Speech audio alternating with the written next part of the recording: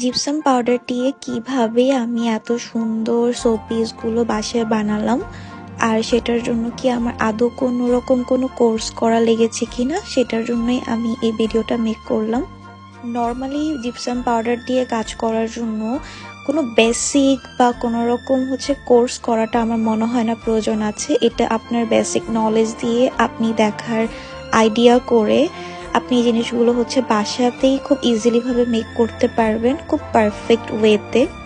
সেটার জন্য যেটা প্রয়োজন, সেটা সবচেয়ে বড় ইম্পর্টেন্ট আমি মনে করি জিপসাম পাউডার, যেটা একদম অথেন্টিক ভালোটা হতে হবে।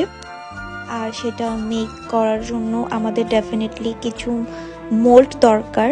মার্কেটে অনেক ধরনের মোল্ড পাওয়া যায়, এক একটার এক এক প্রাইসের।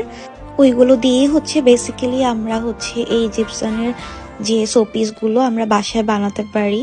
আমি একদমই বিজ্ঞানার, সো আমি জাস্ট শিখছি বাসায়, আর টুকটাক আমি বানাচ্ছি, এক্সপেরিমেন্ট চালাচ্ছি। আর এই তো মার্বেল টেক্সচারের মধ্যে আমি দুটা বানিয়েছি। জিপসাম নিয়ে আমি কাজ যেহেতু করছি, সো আপডেট আমি দিতে থাকবো। সো ভালো লাগলে অবশ্যই ফলো দিয়ে পাশে থাকবেন। আল্লাহ হাফেজ।